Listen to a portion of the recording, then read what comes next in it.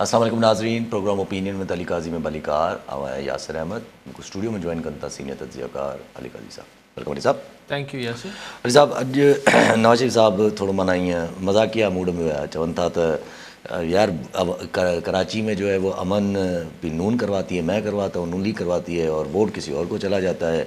चित्राल में जो है वो टनल मैं बनवाता हूँ लेकिन वोट किसी और को चला जाता है। मोटरवेज़ मैं बना रहा हूँ लेकिन वोट किसी और को चला जाता है।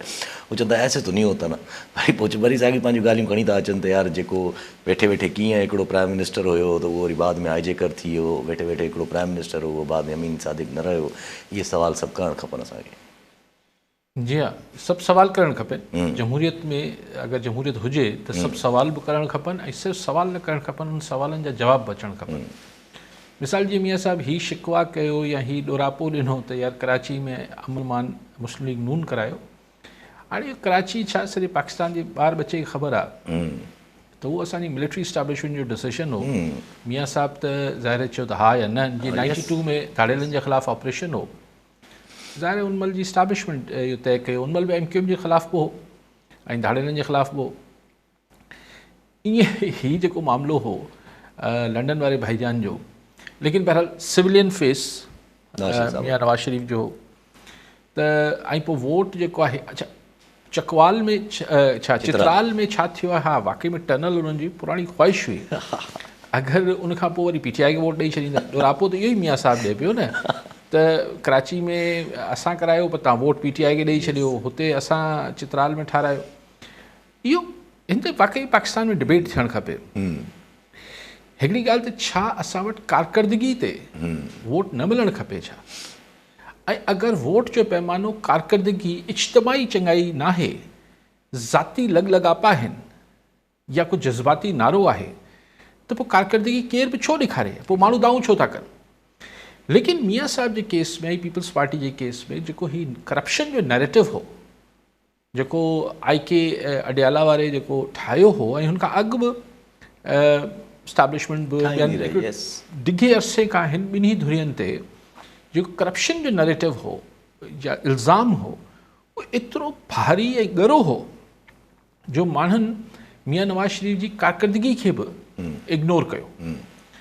चइसो न, तव्हांखे या त तव्हांजी कारकर्दगी ते वोट मिले या तव्हांजे परसेप्शन ते वोट मिले। मिसाल तौरु अगरि हींअर अडियाला वारो जेको क़ासिम जो अब्बा आहे, उनजे लाइ जेको परसेप्शन आहे, जेको अक्सर ग़ैर जानबदार सर्वे सभु इहो चवनि था त अगरि हुनखे फ्री हैंड ॾिनो वञे त हमरा जेको आहे पंजाब ऐं KP खे ऐं कराची खे बि ऐं ख़ैर काफ़ी हंधनि ते मतिलबु धोई लाहींदो। जी हा। छो? मिसाल पाण सोचूं त 3.5 सालनि में इमरान ख़ान बतौर वज़ीर आज़म PTI जी गवर्नमेंट कहिड़ो जेको आहे वॾो को मतिलबु खीर जी हिते नदियूं पे वहियूं ऐं सॼो वाह वाह थी, अहिड़ो छा हो? को हिकिड़ी ॻाल्हि ॿुधायूं, को 1 करोड़ घर ठाहे ॾिनो, को 1 करोड़ नौकरियूं ॾिनो, छा थियो? छा गवर्नमेंट हुई। लेकिन परसेप्शन तासुर इहो आहे त हू करप्ट न हो। जंहिंजे ख़िलाफ़ ही मुस्तक़िल केसिस आहिनि। कोशिशि कई अथऊं उहो अलाए जेको अल कादिर ट्रस्ट जो हाणे केस ठाहियो अथनि, सभु उनजी लॻा पिया आहिनि त न हू करप्ट हो। त मूंखे सम्झा, चलो मिसाल माण्हुनि जो जेको परसेप्शन आहे उन ते हलूं त न यार हू करप्ट न हो, मिसाल हाइपोथेटिकली मफ़रूज़े तौरु, त पोइ कारकर्दगी त कुझु बि न हुई। जी हा, सही थो चए मियां नवाज़ शरीफ़ त घटि में घटि पंजाब जी हद ताईं मोटरवे हुन ठारायो।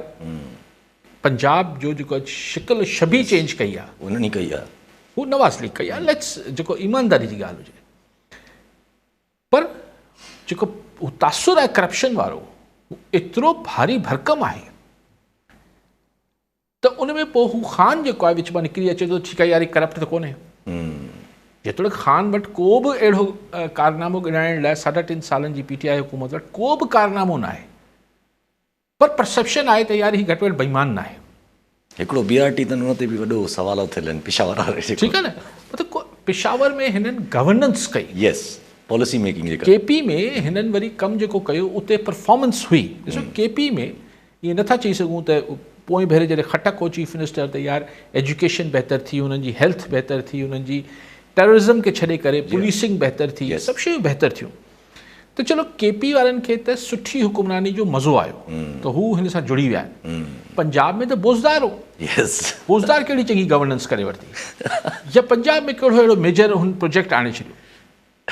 त वाकई में मियां नवाज़ शरीफ़ जी अधु ॻाल्हि ठीकु आहे त यार कमु त हुन कराया बराबरि, त पोइ मियां साहिब खे इहो सोचणु खपे, या असांजे पॉलिटिशियन खे बिलूमूम इहो सोचणु खपे त करप्शन जो जेको इल्ज़ाम आहे हू पंजाब ऐं केपी में हिकिड़ो अहिड़ो हाणे हू थी वियो आहे, नाक़ाबिले क़बूल थी वियो आहे, जो बावजूदु हिन जे त तव्हां कमु करायो था, पंजाब ऐं केपी जो माण्हू तव्हांखे वोट नथो करे। इहो सिंध ऐं बलूचिस्तान ते इहो फॉर्मूलो लागू न आहे। सिंध ऐं बलूचिस्तान में न तव्हां कारकर्दगी ॾेखारियो, न तव्हां ऐं तव्हां भले करप्शन कयो की हिकिड़ी पार्टी, ऐं जनरली 60-70 सालनि में सिंध में छा थियो आहे, न के कारकर्दगी ॾेखारी आहे, न करप्शन में वधारो ई थियो आहे, घटिताई त कान थी आहे, पर हुते इहो मसइलो आहे। सो इहो ई सबबु आहे। सो मियां साहिब खे सवाल बि करणु खपनि, उन्हनि सवालनि जा ग़ैर जानबदार माण्हुनि खां जवाब बि ॻोल्हणु खपनि। जीअं मिसाल हू सवाल जेको आहे, हाणे हीअ त हिकिड़ी ॻाल्हि थी, पर मियां साहिब जो हू जेको ॾोरापो या सवाल आहिनि त भई हिकिड़े ॾींहुं वज़ीर आज़म आहियां, ॿिए ॾींहुं हाईजेकर आहियां, हिकिड़े ॾींहुं वज़ीर आज़म आहियां, ॿिए ॾींहुं पुट खां पघार नथो वठां त सादिक ऐं अमीन नथो रहां, इहो सवाल त हुनजा एस्टेब्लिशमेंट खां आहिनि। छाकाणि मुशरफ हुनखे हाईजेकर ठाहियो, त उहो त भले हुननि खां जवाबु वठी वठे, पर हुनखां जवाबु कीअं वठंदा? हू हुनखे इहो पुछी सघनि था, मियां नवाज़ शरीफ़ खां एस्टेब्लिशमेंट इहो पुछी ज़रूरु जवाबी सवाल करे सघे थी तो सर आप क्या थे जब पहली दफ़ा आपको वज़ीर बनाया गया है, चीफ मिनिस्टर पंजाब बनाया गया जब, जी हाँ, पहली दफ़ा जब वज़ीर या चीफ मिनिस्टर ज़ियाउल हक़ ठाहियो, यस, तो उनमें हिननि जो कहिड़ो सियासी क्रेडेंशियल्स हुआ या वॾी का सियासी प्रोफाइल हुई, तो बस पोइ जॾहिं असीं तव्हांखे ॾेई सघूं था त वठी बि सघूं था। ज़ाहिर आहे इहो ई दस्तूर आहे।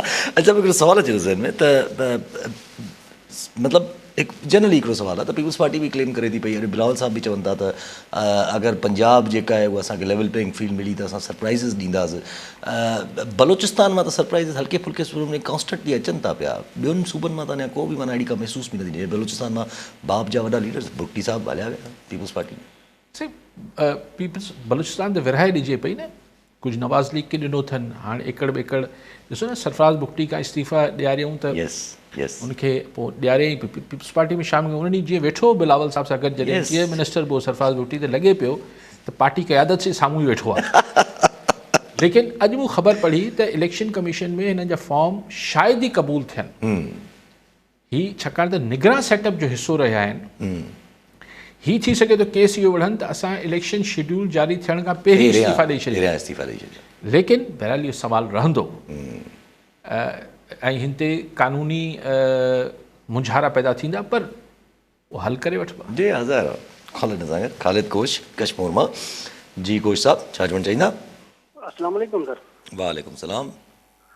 सर मुंहिंजो अली कारी साहब खां इहो सवाल आहे, पीपल्स पार्टी आसिफ अली ज़रदारी साहब सिंध में जेको आहे त थोरो सियासी सरगर्मियूं घटि करे पियो, ऐं पंजाब ऐं जेको आहे त ॿियनि सूबनि में जेको आहे उहो निकिरी चुको आहे, हथु पेर हणे पियो। छा हिन जेको आहे त सिंध खे महफ़ूज़ करे ॻंढ में ॿधी रखियो आहे? त मुंहिंजी पकी आहे। ऐं पंजाब ऐं जेको आहे त बलूचिस्तान ऐं ख़ैबर पख्तूनख्वा में जेको आहे उहो जेको आहे पंहिंजे सियासी हवाले सां भंडोड़ करे पियो, छा उतां उनखे कुझु मिलंदो या उनजे असर हेॾां जेको आहे सिंध मां हेॾां त ॻंढ खुली वञे वरी? ठीकु साईं। साईं ज़ाहिर आहे माण्हू ज़रदारी साहब वञे थो उते को अवामी लहर पैदा करणु नथो वञे, प्योरली मैनेजमेंट जी सियासत कनि था ज़रदारी साहब। तोड़ जोड़ कंहिंखे आणणो आहे, कंहिंखे छा करिणो आहे, कंहिंखे कहिड़ी आछ करणी आहे, कंहिंखे कहिड़े छा चवणो आहे। त ज़रदारी साहब केपी में विया, उते कुझु तोड़ जोड़ करे आया, बलूचिस्तान विया आहिनि। सिंध में जेका मैनेजमेंट थियणी हुई उहो त ज़रदारी साहब करे चुको आहे, ऐं घणो अरसो ज़रदारी साहब हूंदो ई सिंध में आहे, त उहो कमु त हू 24 कलाक करे पियो, पर हिननि सूबनि ते थोरो कमु करे पियो। इनमें पंजाब में ॾिसो छा था कनि, लेकिन ज़रदारी साहब जी हाणे गेम इहा ई हूंदी त हू सिंध बलूचिस्तान मां हिकिड़ी ॻच पंहिंजी हिमायत हासिलु करे, ऐं थोरो घणो केपी मां, पंजाब मां कुझु मिली वियो बिस्मिल्लाह, न बि त हिन टिनी सूबनि मां हू कुझु एतिरो हासिलु करे वठे जो जॾहिं वफ़ाक़ी हुकूमत ठहे ऐं टेबल ते नवाज़ लीग वेहे त हिननि वटि नंबर सुठा हुजनि त भई असांखे तव्हां ही शयूं ॾियो, छाकाणि त असां वटि हेतिरी सीटूं आहिनि। त पंहिंजी नंबर गेम बार्गेनिंग पोज़ीशन मज़बूत करण लाइ ज़रदारी साहिबु ज़ाहिर बलूचिस्तान ऐं सिंध मां त ओतिरी सीटूं मिलंदियूं जेतिरी मिलनि थियूं अगरि ओतिरी मिलियूं त, पर हू हुते कनि पिया ऐं हिन में हू सिंध में पंहिंजे पाण खे कंफर्टेबल महसूसु कनि पिया। पर नवाज़ लीग जी इहा सरतोड़ कोशिशि हूंदी त ज़रदारी साहिब खे सिंध में बि मसरूफ़ कजे। ऐं मूं कल्ह अॼु अख़बारनि में पढ़ी, ॾिसूं ख़बर कंफर्म थिए त शायदि मियाँ शहबाज शरीफ़ ऐं मरियम नवाज़ लीग इहो सोचे पई त हुननि खे कराची मां ॿई इलेक्शन विढ़ाइण। ज़ाहिर ॿई कराची मां MP जी सीटूं त कोन विढ़ंदा, नेशनल जी विढ़ंदा, त खटनि था नथा खटनि हिकिड़ी धार बहस आहे।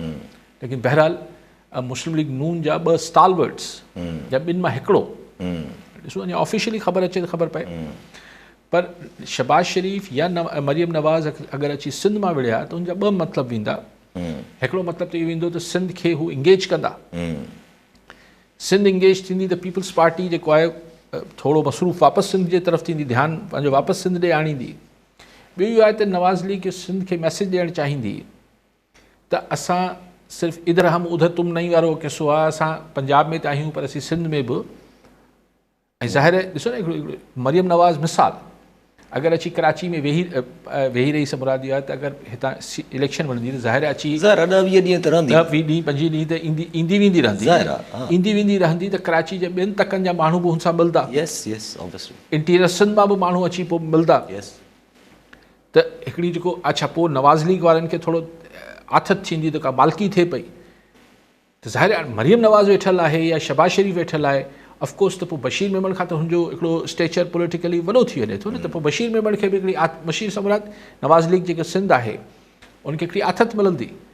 त अगरि ॾिसूं इहो थिए थो नथो थिए। कॉलर साहब मोहम्मद लोराणी थाना पलकान मां।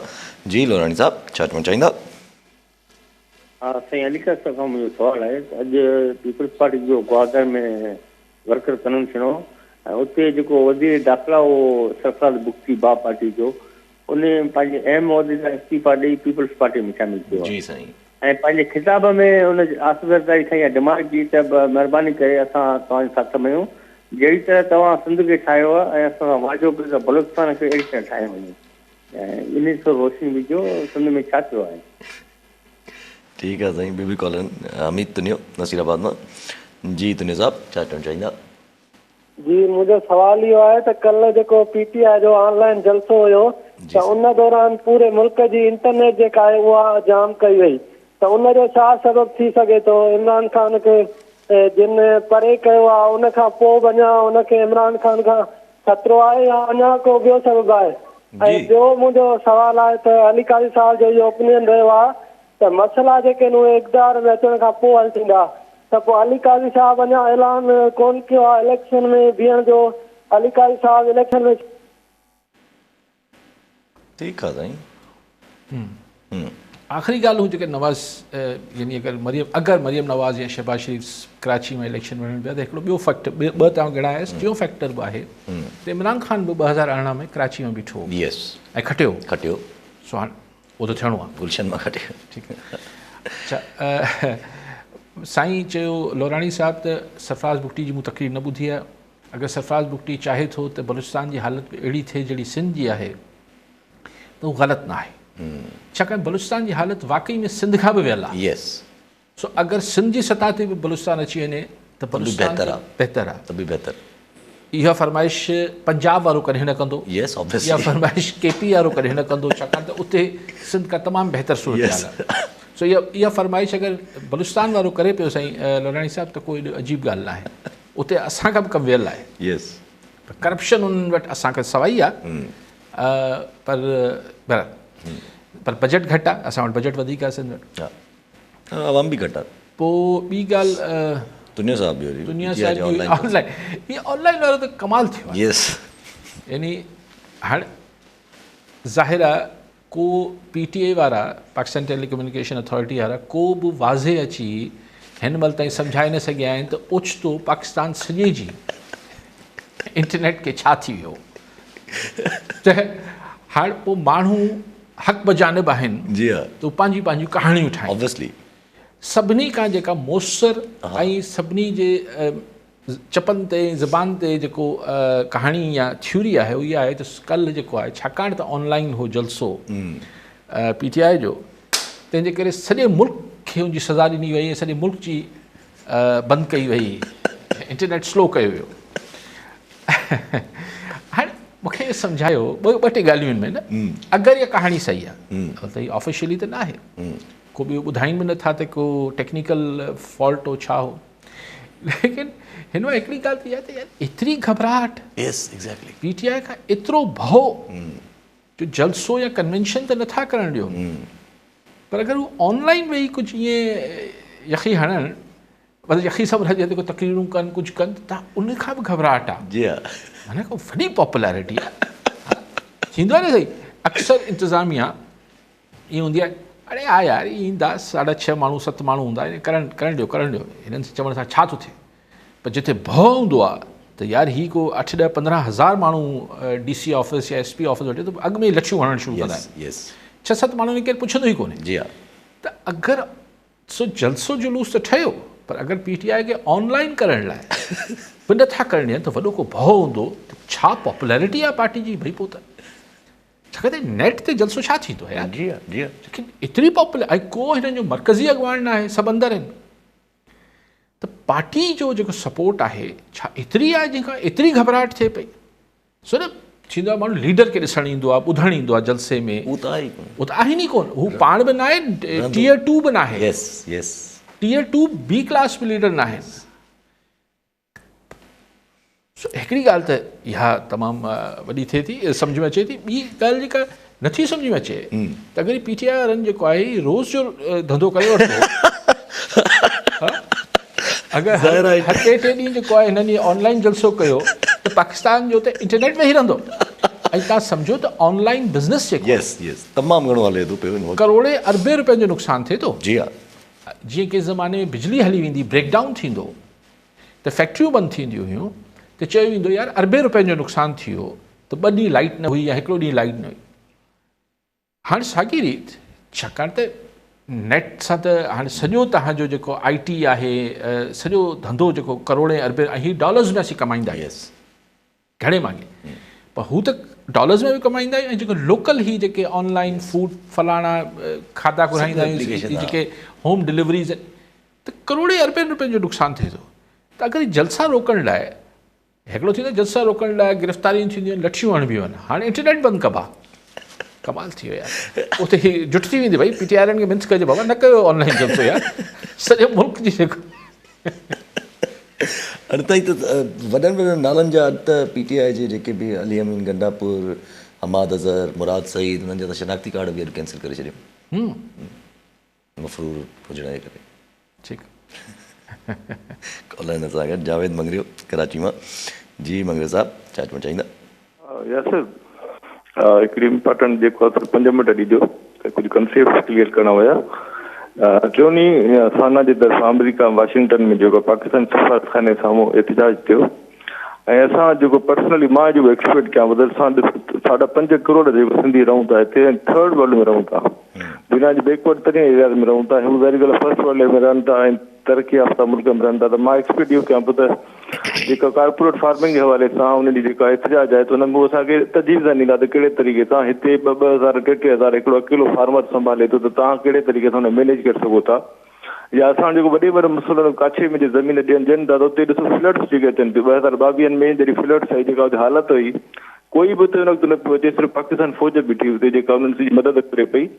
ऐं जेके उते एहतजाज थियो, जेके उते जहलाना ॻाल्हियूं थियूं पाकिस्तान जे ख़िलाफ़ु, जेके उते स्लोगन्स लॻा जेके, त नज़र न पियो अचे त ही उहे वाक़ई पढ़ियल लिखियल माण्हू आहिनि। ॾिसो असांखे कुझु कंसेप्ट क्रिएट करणा पवंदा, जेके मां पंहिंजी रिसर्च में जेको 15-16 साल पहिरियां चई बि चुको आहे त छा असांखे क़ौम परस्त थियण लाइ, सिंध परस्त थियण लाइ लाज़मी आहे असां पाकिस्तान जे ख़िलाफ़ु वञूं ऐं फ़ौज जे ख़िलाफ़ु असां ॻाल्हायूं। इहा शइ मां 10-15 साल पहिरियां रिसर्च में सम्झाए चुको आहियां त असांजी कंसेप्ट जेके हुया उहे जेके GMC जी स्ट्रगल हुई 47 में 46 जेको इलेक्शन थी, त मां हिकिड़ी ॻाल्हि वाज़िब करे चुको आहियां, रिसर्च मां पब्लिश थियल आहे त जीएमसी ॾिसो पढ़ियल लिखियल माण्हू एतिरो न हुजे जेको असांजा खोड़ सारा रेस्टोरेंट जीएमसी जा सहमत आहे। जी साईं, ठीकु आहे। साईं जो जेको हिकिड़ो जेको नुक़्ता नज़र आहे त छा सिंध दोस्त थियण लाइ, सिंध सां मुहबत करण लाइ एंटी पाकिस्तान हुजणु ज़रूरी आहे? ऐं बिल्कुलु मंगलियो साहिब सां इतफ़ाक़ थो कयां त इहो क़तन ज़रूरी न आहे। ऐं ॻाल्हि इहा आहे त तव्हां इहो कहिड़े किताब में लिखियलु आहे ऐं जेको इहो असां ते हिकिड़ो ॾमर किरे थो त सिंध जी ॻाल्हि कयो त ओहो तव्हां छा पाकिस्तान के ख़िलाफ़ बात करे। अरे भाई सिंध जे अगरि तरक़ी जी ॻाल्हि कयूं पिया त हू पाकिस्तान जी तरक़ी आहे। अगरि शहबाज शरीफ़ पंजाब जी तरक़ी जी ॻाल्हि पियो करे त हू को पंजाबी क़ौम परस्त न थी वियो। उहो पंजाब बि त पाकिस्तान जो हिसो आहे, लेकिन कंहिं ॿिए जा हक़ न खाइजनि। पंजाब असांजो पाणी रोके थो, उहो हिकिड़ो अलॻि इशू आहे। सो मां हिन में को बि ॿ राया न आहिनि जेको मंगलियो साहिबु चए पियो त माण्हू जॾहिं पंहिंजी ॿोली सां प्यारु करे थो, पंहिंजे कल्चर सां प्यारु करे थो, त छा पंहिंजी हिस्ट्री सां प्यारु करे थो त छा हिन जो ज़रूरी मतिलबु आहे त ॿिए जी ॿोली सां या ॿिए जे कल्चर सां या ॿिए जी तारीख़ सां माण्हू नफ़रत करे? इहो किथे कहिड़े किताब में लिखियलु आहे? हिकिड़ो थींदी आहे पंहिंजे पाण सां मुहबत करणु, ऐं हिकिड़ी ॻाल्हि हूंदी आहे जेको तव्हां हिकिड़ी नफ़रत ॿिए सां कयो था। सी पॉइंट इज़ के इहो त कंहिं किताब में लिखियलु आहे। ऐं तॾहिं जॾहिं हीअ एकता जे ॾियारे ते ही को माण्हू नफ़रत कंहिंजे ख़िलाफ़ इज़हार करे थो त आउं चाहियां थो इहो छो करणु खपे? ही मोहबत जो ॾियारो आहे।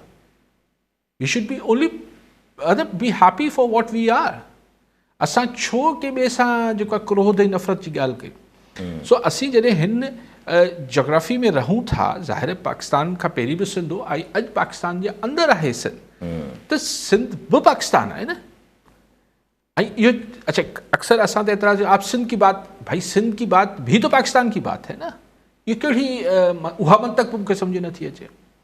ऐं पोइ उन में अखियूं ॿूटे अॻिते वधियो। हीउ जेको सिंध यूनिवर्सिटी जो वाक़ियो आहे, तव्हां ॾिसो त हुन प्रोफेसर्स खे कहिड़े खाते में तव्हां केस दाख़िल कया आहिनि? सिर्फ़ु इन खाते में दाख़िल कया आहिनि त हुते जेके तव्हांखे मतलूब स्टूडेंट्स हुआ, शायदि उन्हनि टीचर्स चयो त भई असांखे ख़बर न आहे उहो किथे आहिनि।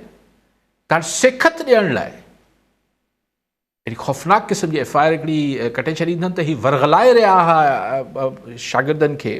ॾिसो त जॾहिं तव्हां प्रोफेसरनि ते उस्तादनि ते बग़ावत जा केस दाख़िल कंदव त चलो हू तव्हांजे हिन अजीबो ग़रीब अमल जे करे, हिकिड़े ग़लति ऐं क़ाबिल मज़म्मत अमल जे करे हू बाग़ी न बि थियनि, न त माण्हू कावड़ में रिएक्शन में ईंदो आहे। चलो रिएक्शन में बाग़ी न, पर हिन सॼे अमल जे ख़िलाफ़ कावड़ ते अचे थी न। ज़ाहिर आहे यार हिकिड़ो तव्हां किथे जी ॻाल्हि किथे वञी मिलाई आहे। सो लेकिन ॿई त रवैया ग़लति आहिनि। ऐं जेको मंगलियो साहिबु चयो पियो उन सां बि एग्री कयां थो त छो ज़रूरी आहे त मां अगरि मूंखे सिंधी मुंहिंजी मां ॿोली आहे त कंहिं ॿिए ॿोली लाइ अगरि सिंध मूंखे मुंहिंजी जेका आहे उहो धरती मां आहे त चवां थो न ॿियो जेको आहे हू मुल्क जेको आहे फलाणा आहे ढिमकाइणा आहे, इहो किथे कंहिंजा नज़रिया आहिनि, हू ॼाणे हुनजा कमु ॼाणी। घटि में घटि मंगलियो साहिब सां एग्री कयां थो हिन मामले। ज़ाहिर आहे बाक़ी जेके ॻाल्हियूं आहिनि, अगरि जे माण्हू पंहिंजे सिंध जे लाइ आवाज़ु उथारे थो त पोइ ज़रूरी थोरी आहे त उहो कंहिंजे ख़िलाफ़ु आहे, कंहिंजे ख़िलाफ़ु आहे। एग्ज़ैक्टली कंहिंजे न कंहिंजे ज़ाहिर उहो।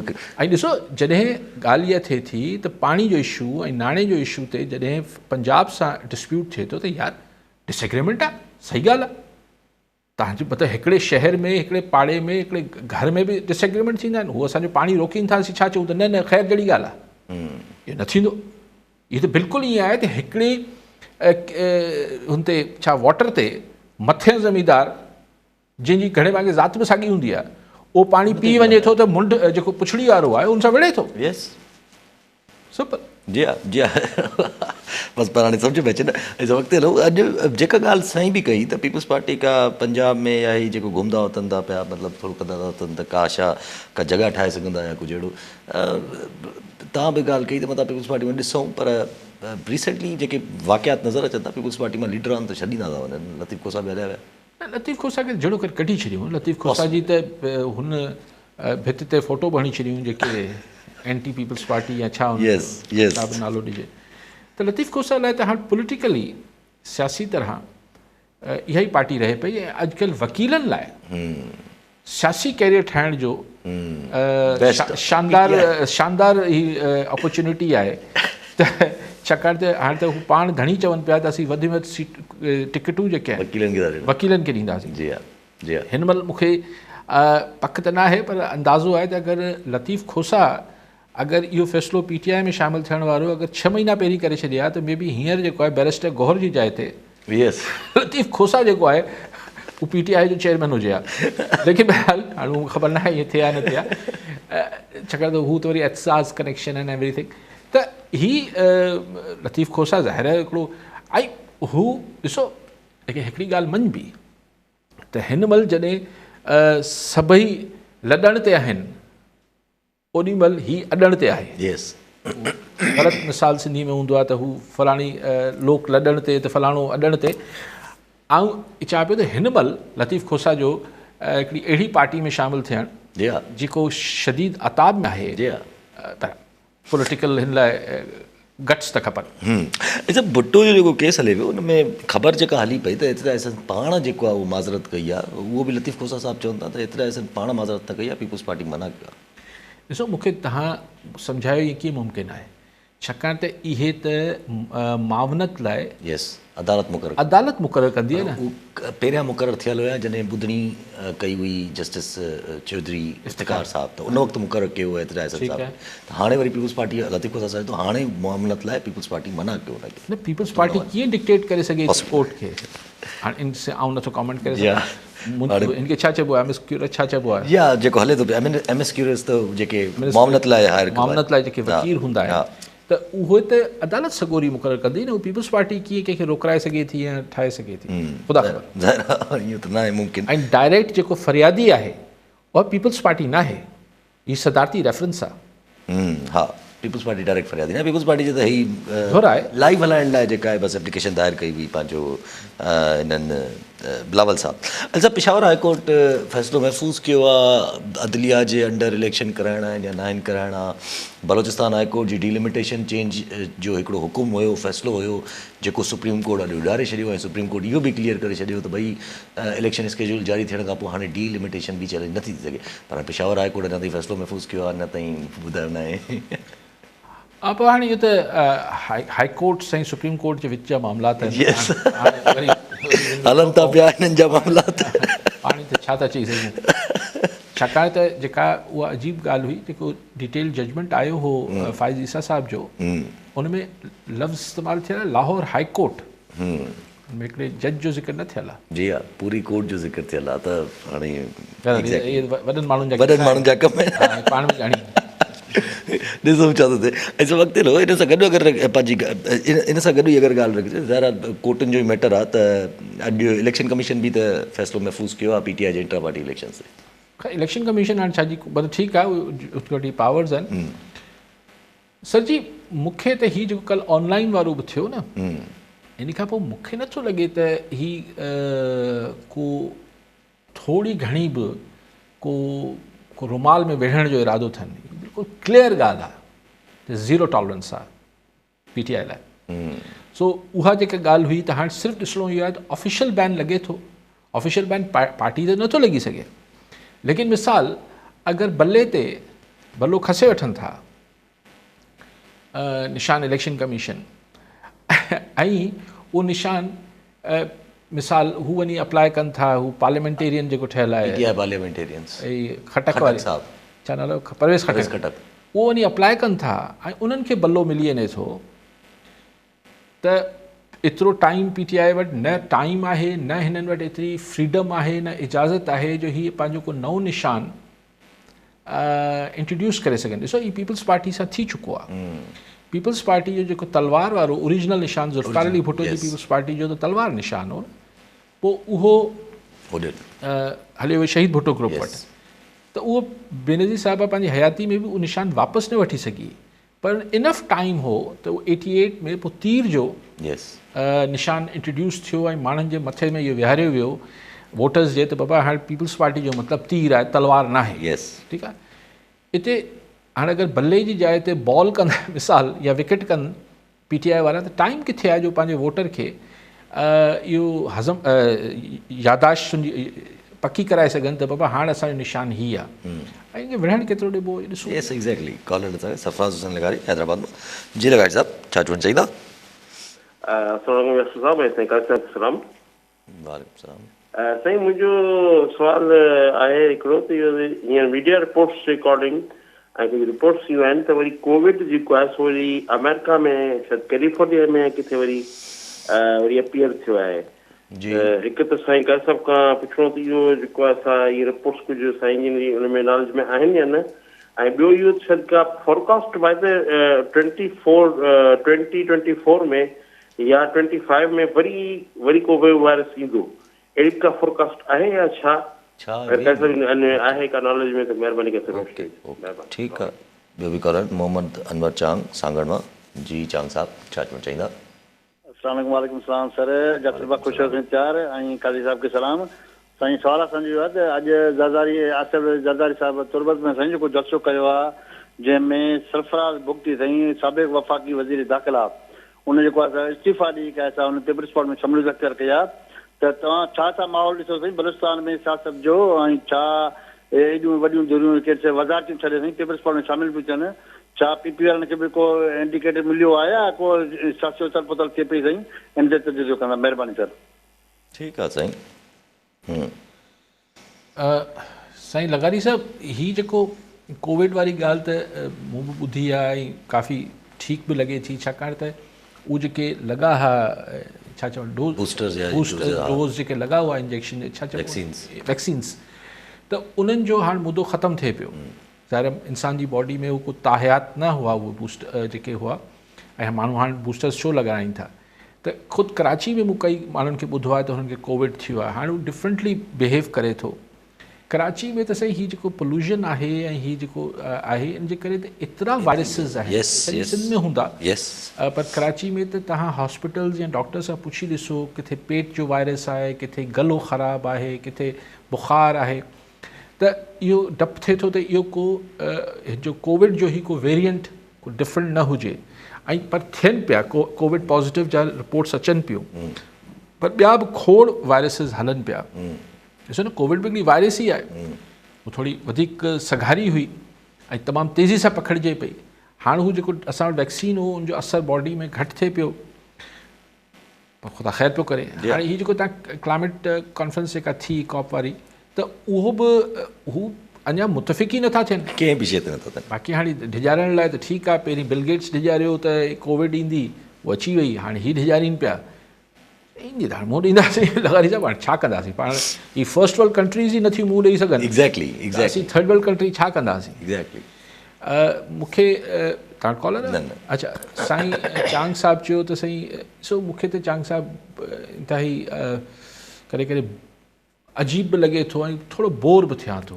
असां वटि फलाणो ख़ान अली गौर महर शामिलु थी वियो त हाणे साईं बसि सिग्नल अची वियो, लियाकत जो GDA में हलियो सिग्नल अची वियो, सरफराज़ बुगटी हुते हली वियो सिग्नल थी वियो।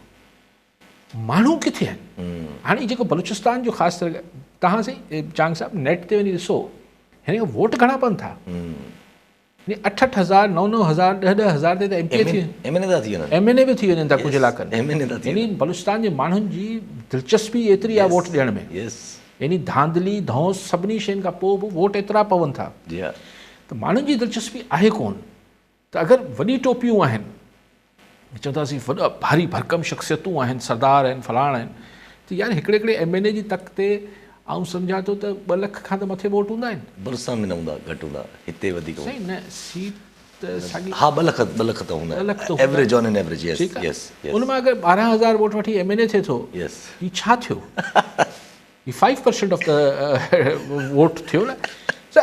लेकिन इहो असीं कॾहिं असीं सिंध ऐं बलूचिस्तान जा माण्हू इहो सोचींदासीं त यार असीं छा था चाहियूं, माण्हू छा था चाहियूं? दुनिया में किथे बि इहो तजियो न थींदो आहे त फलाणो ख़ान हलियो वियो या फलाणो ढिमकाण हलियो वियो या छॾे वियो, त थींदो आहे माण्हू छा था सोची। सॼा सर्वे, सॼा तजिया, सॼा जेके ॾिसबो आहे त माण्हुनि जी नब्ज़ छा आहे, पल्स छा आहे, माण्हू छा पिया सोचीनि, माण्हुनि जो मूड छा आहे, माण्हू हिन मौज़ूअ खे असां वटि माण्हू जेको ख़ल्क़े ख़ुदा आहे, जेको जमहूर आहे, जेको वोटर आहे, उहो छा थो सोचे, न तव्हांखे किथे टॉक शो में इहा ॻाल्हि नज़र ईंदी, न किथे तज़ियनि में नज़र ईंदी, न तव्हांखे कचेरियुनि में ही चांग साहिब जे होटल में मिसाल वे सांगड़ जे या किथे उते इहा कचेरी थी, फलाणो ख़ान किथे आहे, फलाणो ख़ान किथे आहे, ढिमकाणो ख़ान किथे वियो, ढिमकाणी ख़ान किथे वई। अची एज़ हिकिड़े नंढड़े सियासियात जे शागिर्द तौरु, पॉलिटिकल साइंस जे स्टूडेंट तौरु एतिरी ह्यूमिलेशन मूंखे जेको वोटर जी थिए थी, ऐं वोटर पाण कनि था, पाण था कनि न, मतिलबु उहो त ऐं पंहिंजे वढे जो न वेझ न तबीब, जी हा। वोटरनि खे पंहिंजी ताक़त, पंहिंजी इज़त, पंहिंजी हुनजो को नाहे ख़्यालु, यानी हू ख़ान हुते हलियो वियो, हू ढिमकाण हुते हलियो वियो, बसि हाणे इन जो मतिलबु ही थी वियो।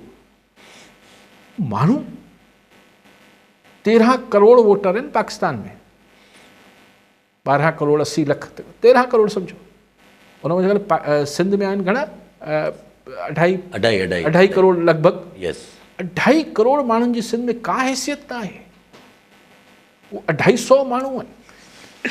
पर कहिड़ो ख़ान कारे थो वञे, उहो फ़र्क़ु थो पए। अच्छा हिकिड़ो सुवालु अचे ज़हन में, PTI जे हवाले सां जेका ॻाल्हि हले पई त PTI जो वेहण बि ॾिबो या न ॾिबो, त अॼु गौर ख़ान साहब जेके PTI चेयरमैन उहे चवनि था त अगरि इलेक्शन कमीशन ने ऐसा किया, उन्होंने तो खदशो ज़ाहिर किया तो इलेक्शन कमीशन ने अगर हमारा तो बल्ले का निशान लिया तो बहुत बड़ी मतलब हमारे साथ गलत होगा और हम कोर्ट जाएंगे और ये गालियों तो कहीं तो, पर चाहिए इससे एक और चीज़ हो जाएगी कि PTI के उम्मीदवारों को कोई निशान नहीं होगा, फिर वो आज़ाद लड़ेंगे और फिर हॉर्स ट्रेडिंग बहुत आसान हो जाएगी। सही ॻाल्हि आहे, सही थो चए। अगरि PTI खे निशान न मिलंदो त PTI एलिजिबल पार्टी न आहे न इलेक्शन विहण लाइ। माना हिकु सॉफ्ट बैन थी वियो, आई डोंट नो छा मतिलबु हिकिड़ो बैन त थी वियो, छो जो हींअर इलेक्शन स्केड्यूल जारी थी वियो, हाणे को उन्हनि खे इंतख़ाबी निशान मिलंदो छा, उन्हनि खे त बसि मूंखे ख़बर न आहे त लीगली छा थींदो। ख़ैर सुप्रीम कोर्ट हिन खे छा हिन खे कीअं मतिलबु बहरहाल अदालत सगोरी जी मर्ज़ी आहे, असां वटि मिलिट्री कोर्ट्स बि जस्टिफाई करे छॾनि था एपेक्स कोर्ट में, कोर्ट्स जी मर्ज़ी आहे, लेकिन देन पोइ असीं रुगो माज़ी खे ठीकु करण में लॻा रहंदासीं, असीं हाल में कुझु न सुधारींदासीं। जी हाँ, उहो ई हले थो पियो जेको हले थो पियो। अच्छा मगर सवाल अचे ज़हन में, PTI खे अगरि ईअं सख़्ती सां रखियो वियो, ज़ाहिरी ॻाल्हि आहे जहिड़े तरीक़े सां कल्ह जो जेको हल्की फुल्की झलकियुनि जे हिसाब सां त किथे न कहिड़े बि टाइम ते माना अमाउंट जेको माण्हुनि जो हुते ऑनलाइन हुयो 20-22 हज़ार खां मथे हुयो, 20 हज़ारनि ताईं त हुयो ई हुयो हर टाइमिंग ते, उहो सॼो पूरो ॾींहुं उन्हनि हलायो आहे। त अगरि इहा ई सिचुएशन PTI जी रहे थी त हिकिड़ो जनरली तजियो अचे थो त KP शायदि PTI खे ॾिनो ई न वञे हालत मजबूरी।